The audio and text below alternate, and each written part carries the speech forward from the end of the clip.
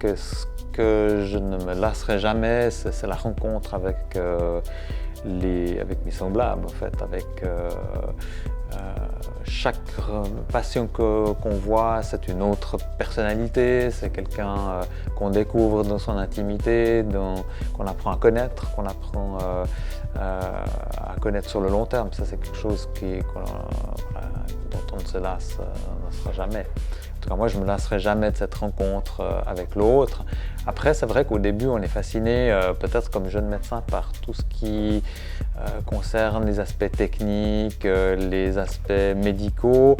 Et puis, avec le temps, on collectionne les expériences médicales, on collectionne les cas de pathologie. Puis, au bout d'un moment, il y a beaucoup de répétitions aussi dans le travail en soi.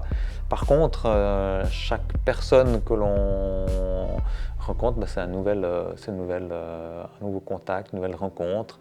Et puis avec le temps, on apprend à découvrir l'autre, on apprend à entrer dans son intimité, à découvrir son mode de vie. Et puis pour finir, on devient des compagnons de vie et on accompagne nos patients avec toutes les années qui passent. Je suis frappé par les familles qui changent, les enfants qui grandissent, qu'on voit ou qu'on a connus enfants et qui deviennent adultes. Donc les générations qui se succèdent, ça c'est quelque chose dont je ne me lasserai jamais, je crois, en tant que médecin de famille.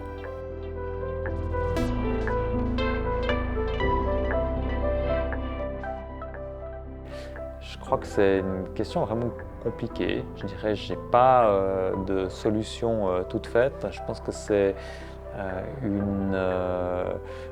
un travail du quotidien, de trouver l'équilibre entre un travail qui demande beaucoup, qui demande toujours, en fait finalement il y a toujours possibilité de faire plus, parce qu'au contact du patient il y a toujours ce petit plus qu'on pourrait donner, et puis il y a quelqu'un qui nous attend à la maison.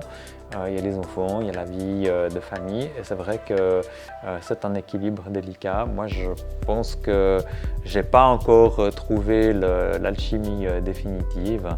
Chaque jour, il faut se réinventer, il faut parfois apprendre aussi à dire non. Je pense que c'est ce qui est peut-être ce qui m'est le plus difficile, apprendre à cadrer son travail, apprendre aussi à cadrer sa vie personnelle. On doit faire parfois des choix.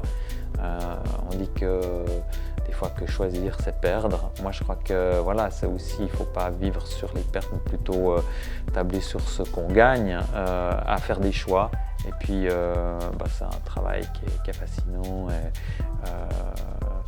Il n'y a pas en tout cas de compromis que je regrette. Par contre, des fois, effectivement, peut-être que c'est au détriment d'une passion ou de temps libre personnel.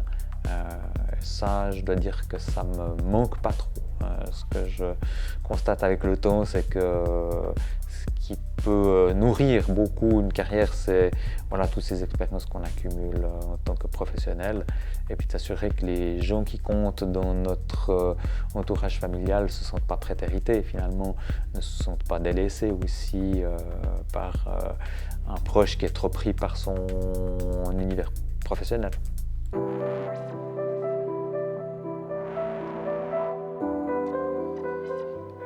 J'aurais plein d'envies et de choses à leur communiquer, mais d'un autre côté, moi ce que j'aurais envie de leur dire, c'est essayer d'être qui vous êtes, essayer de trouver votre voie. Je crois très fort que chaque médecin est en fait une personnalité et a quelque chose de très spécifique à donner. Donc ce que j'ai donné à ma manière, personne je pense le ferait de la même manière, mais chacun aura sa manière, sa spécificité à développer. Essayez de trouver qui vous êtes, comment vous pouvez vous développer personnellement dans ce que vous faites, avec ce que vous aimez, avec ce que vous avez à donner aussi avec votre cœur finalement. Et puis c'est votre satisfaction au final dans votre job au quotidien, votre satisfaction personnelle qui compte et non pas celle des autres. Je crains beaucoup dans le monde médical une vision trop normative où finalement il faudrait que tous les médecins se ressemblent. Je crois au contraire que les médecins sont des individus qui participent du biotope de la médecine et que ce qui fait la richesse d'un biotope, c'est la diversité des individus qui la composent. Donc soyez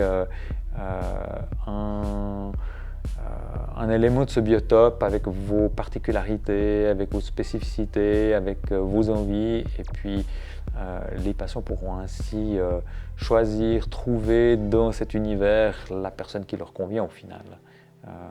Je suis sûr que c'est la bonne voie et qu'il ne faut pas trop correspondre à un moule, mais plutôt développer son propre univers et oui, explorer ses propres ressources et finalement devenir qui on est vraiment au fond de soi-même.